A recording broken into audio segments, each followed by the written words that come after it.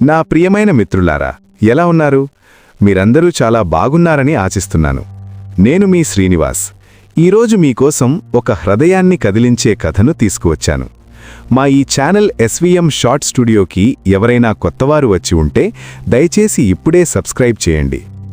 నేనీరోజు మీకొక వింతైన సంఘటనను పరిచయం చేయబోతున్నాను. ఇందులో ఒక అమ్మాయికి ఎటువంటి తప్పు లేకుండానే చాలా పెద్ద శిక్ష పడింది. మరి ఆ శిక్ష ఎందుకు పడింది? ఎందుకంటే ఒక ధనవంతుడు తన సరదాల కోసం ఆ అమాయకురాలిని బలిపశువుని చేశాడు. చూడండి మిత్రులారా, ఇది మీకు తెలిసిందే. ఎవరైనా సరే తమ జీవితంలో ఎలాంటి పనులు చేస్తారో అలాంటి ఫలితాన్నే అనుభవిస్తారు. ఎవరైనా తన డబ్బు గర్వంతో ఒక పేదవాడికి అన్యాయం చేస్తే దాని శిక్షను అతను ఈ జన్మలోనే తప్పకుండా అనుభవించాల్సి ఉంటుంది. అతనికి పడే శిక్ష ఎలా ఉంటుందంటే, అతను సంపాదించిన కోట్లాది రూపాయలు కూడా అతన్ని కాపాడలేవు. అందుకే మనం ఎప్పుడూ ఎవరికీ కీడు చేయకూడదు. ఇప్పుడు నా మాటలు మీకు కొంచెం వింతగా అనిపించవచ్చు, కానీ మీరు ఈ స్టోరీ విన్నప్పుడు మీకు అర్థమవుతుంది నేనిదంతా ఎందుకు చెబుతున్నానో. ఈ స్టోరీని నాకు ఎవరు షేర్ చేశారో చివర్లో చెబుతాను. కథలోకి వెళ్లే ముందు ఇంకా మన ఫ్యామిలీలో భాగం కాని మిత్రులు ఎవరైనా ఉంటే వెంటనే సబ్స్క్రైబ్ చేసి మన ఫ్యామిలీతో కలిసిపోండి.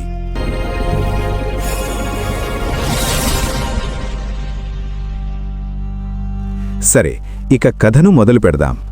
ఈ కథ ఆగ్రాకు చెందినది. అక్కడ ఒక పెద్ద ధనవంతుల కుటుంబం ఉండేది. వారు ఎంత ధనవంతులంటే సమాజంలో వారికి విపరీతమైన గౌరవం ఉండేది. ఎంతలా అంటే ఆ కుటుంబానికి వ్యతిరేకంగా మాట్లాడే ధైర్యం ఎవరికీ ఉండేది కాదు. అది ఒక రాజకుటుంబం లాంటిది.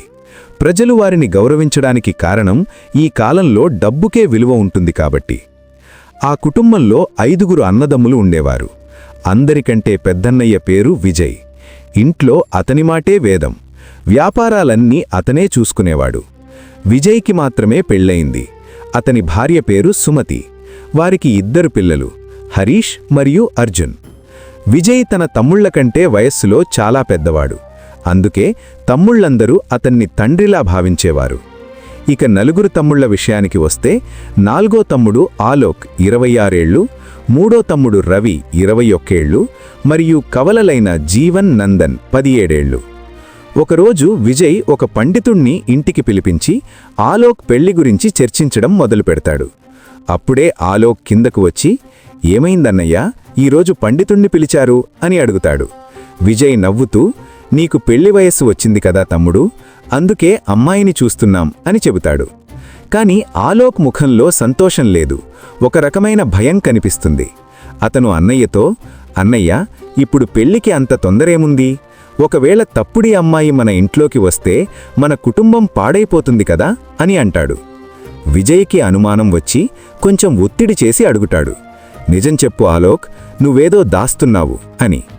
చివరికి ఆలోక్ అసలు విషయం బయటపెడతాడు. "అన్నయ్య, నేనొక అమ్మాయిని ప్రేమిస్తున్నాను. తన పేరు చాందిని. మేము 2 ఏళ్ల నుంచి కలిసి ఉన్నాం. తనే నా ప్రాణం" అని చెబుతాడు. విజయ్ వెంటనే అడుగుతాడు, "ప్రేమగీమ పక్కన పెట్టు. ఆ అమ్మాయి ఎంత ధనవంతురాలు? సమాజంలో మన గౌరవం తగ్గకూడదు. పేదవారిని పెళ్లి చేసుకుంటే మన వైభవం దెబ్బతింటుంది" అని కరాఖండిగా చెబుతాడు. ఆలోక్ నవ్వుతూ, "ఆమె కూడా చాలా ధనవంతురాలు అన్నయ్య. తండ్రికి ఒక్కగానొక్క కూతురు. కోట్లాది రూపాయల ఆస్తి తన పేరు మీద ఉంది" అని చెప్పగానే విజయ్ కళ్ళు మెరుస్తాయి. మరుసటి రోజు చాందిని ఇంటికి వెళతారు. వారి పెద్ద ఇల్లు, కార్లు, పనివారిని చూసి విజయ్ ఫిదా అయిపోతాడు. పెళ్లికి వెంటనే ఒప్పుకుంటాడు. కాని అక్కడే అసలు కథ మొదలైంది. చాందిని తండ్రి ఒక పండితుణ్ణి పిలిపించి ఆలోక్ జాతకాన్ని చూపిస్తాడు. జాతకం చూసిన పండితుడు ఒక్కసారిగా షాక్ అవుతాడు. ఈ అబ్బాయికి ఏ కన్యతో వివాహం జరుగుతుందో ఆ అమ్మాయి కొద్ది రోజుల్లోనే మరణిస్తుంది అని చెబుతాడు. ఈ మాట వినగానే అందరూ వణికిపోతారు. చాందిని తండ్రి ఖచ్చితంగా చెబుతాడు, "నా ఒక్కగానొక్క కూతురుని మృత్యువు నూటిలోకి పంపలేను. ఈ పెళ్లి జరగదు" అని. విజయ్ మాత్రం ఆ ఆస్తిని వదులుకోవడానికి సిద్ధంగా లేడు. అందుకే పండితుణ్ణి బ్రతిమాలుతాడు, "దీనికేదైనా పరిహారం ఉందా" అని. పండితుడు ఒక క్రూరమైన పరిష్కారం చెబుతాడు. ఆలోక్ మొదటి భార్య చనిపోవడం ఖాయం, కాబట్టి మొదట ఇతనికి వేరే ఎవరితోనైనా పెళ్లి చేయించండి, ఆమె మరణించిన తర్వాత అప్పుడు చాందినీతో పెళ్లి చేయించండి అని చెబుతాడు. విజయ్ మనసులో ఒక కుట్ర మొదలైంది. ఒక అమరేకపు అమ్మాయిని బలి ఇచ్చి ఆస్తిని దక్కించుకోవాలని నిర్ణయించుకున్నాడు. ఆ సమయంలోనే రూపా అనే పేద అమ్మాయి తన తండ్రి రామ్ కిషోర్తో కలిసి వారింట్లో పనికి చేరుతుంది. విజయ్ ఆమెను చూసి, ఈ అమ్మాయే నా తమ్ముడి జాతకదోషాన్ని తీర్చడానికి సరైన బలిపశువు అని అనుకుంటాడు. రూపా తండ్రిని పిలిచి, నీ కూతులు మా ఇంటికి మహాలక్ష్మి, నా తమ్ముడు ఆమెను ఇష్టపడుతున్నాడు, పెళ్లి చేస్తాం అని మాయమాటలు చెబుతాడు. పాపం ఆ పేద తండ్రి తన కూతురు ఒక పెద్ద ఇంట్లో మహారాణిలా ఉంటుంది అని నమ్మి పెళ్లికి ఒప్పుకుంటాడు. కాని విజయ్ ఒక కండిషన్ పెడతాడు. జాతకదోషం వల్ల 1 నెల రోజుల వరకు ఈ పెళ్లి విషయం ఎవరికీ తెలియకూడదు, రహస్యంగా జరగాలి అని చెబుతాడు. రామ్ కిషోర్ దానిక్కూడా ఒప్పుకుంటాడు. అలా ఆలోక్ రూపల పెళ్లి రహస్యంగా జరుగుతుంది. 2 వారాలు గడిచినా రూపకు ఏమీ కాదు. చాందిని ఆలోక్కి ఫోన్ చేసి, వారంలోగా ఆమె చనిపోకపోతే నేను వేరే పెళ్లి చేసుకుంటాను అని బెదిరిస్తుంది. విజయ్ తన ప్లాన్ ఫెయిల్ అవుతుందేమో అని భయపడి ఒక భయంకరమైన నిర్ణయం తీసుకుంటాడు. జాతకం ప్రకారం ఆమె చావకపోతే మనమే చంపేద్దాం అని తమ్ముడితో చెబుతాడు. ఒక రాత్రి రూప అన్నంలో విషం కలుపుతారు. రూప ఆ గిన్నె పట్టుకొని వారి గదిలోకి వచ్చి, బావగారు, మీరు నాకు విషమిచ్చారా అని ఏడుస్తూ అడుగుతుంది. విజయ్ ఏమాత్రం కనికరం లేకుండా, అవును, నువ్వు కేవలం ఒక బలిపశువువి మాత్రమే, చాందినీ కోసం నువ్వు చావాల్సిందే అని గట్టిగా నవ్వుతాడు. రూప తన చివరి క్షణాల్లో ఒక శాపమిస్తుంది. నా ప్రాణం తీసిన ఈ ఇంట్లో ఏ మగాడు పెళ్లి చేసుకున్నా అతని భార్యయే అతని ప్రాణం తీస్తుంది అని చెప్పి ప్రాణాలు వదులుతుంది. ఆ తర్వాత జరిగినవన్నీ వింతైన సంఘటనలే. ఆలోక్ చాందినీల పెళ్లి జరుగుతుంది. శోభనం గదిలో చాందినీ ముసుగు ఎట్టిన ఆలోక్కి రూప ఆత్మ కనిపిస్తుంది. ఆ భయంకరమైన రూపం చూసి గుండె ఆగినంత పనవుతుంది. రూప ఆత్మ ఆలోక్ మెడపట్టుకొని కిటికీలోంచి కిందకు తోసేస్తుంది. ఆలోక్ అక్కడికక్కడే మరణిస్తాడు. ఆ నింద చాందినీ మీద పడి ఆమె జైలుకు వెడుతుంది. కొన్నేళ్ల తర్వాత రెండో తమ్ముడు రవి పెళ్లి కూడా అలాగే జరుగుతుంది. మళ్లీ రూప ఆత్మ మేఘ అనే అమ్మాయి రూపంలో వచ్చి రవిని కూడా చంపేస్తుంది. విజయ్ ఇదంతా చూస్తున్నాడు. కాని నిజం చెబితే తను జైలుకు వెళ్లాల్సి వస్తుందని మౌనంగా ఉంటాడు. కాలం గడిచింది. విజయ్ పెద్ద కొడుకు హరీష్ పెళ్లి వయస్సు వచ్చింది. విజయ్ మళ్లీ అదే తప్పు చేస్తాడు. 20 ఏళ్లయింది కదా, ఇప్పుడు రూప ఆత్మ ఉండదులే అని పెళ్లి చేస్తాడు.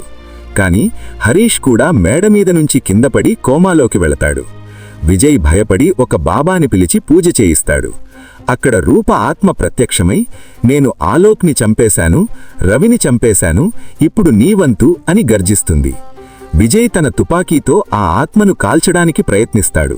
కాని ఆత్మను ఎవరైనా చంపగలరా? చివరికి విజయ్ రెండో కొడుకు అర్జున్ ఒక తెలివైన ప్లాన్ వేస్తాడు. అతను ఆంచల్ అనే అమ్మాయిని పెళ్లి చేసుకున్నట్టు నాటకమాడి తన తండ్రి నోటి నుంచే ఆ పాత నేరాన్ని బయటపెట్టిస్తాడు. రహస్యంగా పోలీసులను పిలిపిస్తాడు. విజయ్ తన నేరాన్ని పోలీసుల ముందు ఒప్పుకుంటాడు. అతని భార్య సుమతి కూడా, నీలాంటి రాక్షసుణ్ణి పూజించడానికి నాకు సిగ్గుగా ఉంది అని అసహ్యించుకుంటుంది. విజయ్ జైలుకు వెళతాడు. హరీష్ కోమాలోంచి బయటకు వస్తాడు. రూప ఆత్మకు శాంతి చేకూరుతుంది. మిత్రులారా, చూశారు కదా, ఏ మనిషి అయితే ఇంకొకరి ప్రాణాన్ని తన స్వార్థం కోసం తీస్తాడో అతను మనిషి కాదు, రాక్షసుడు. విజయ్ లోపల ఉన్న ఆ రాక్షసుడే అతని కుటుంబాన్ని నాశనం చేశాడు. ఈ స్టోరీ మీకు నచ్చిందని ఆశిస్తున్నాను. మీ సలహాలను కమెంట్ రూపంలో తెలియచేయండి. నేను మీ శ్రీనివాస్. మరో అద్భుతమైన కథతో మళ్ళీ కలుస్తాను. జై హింద్.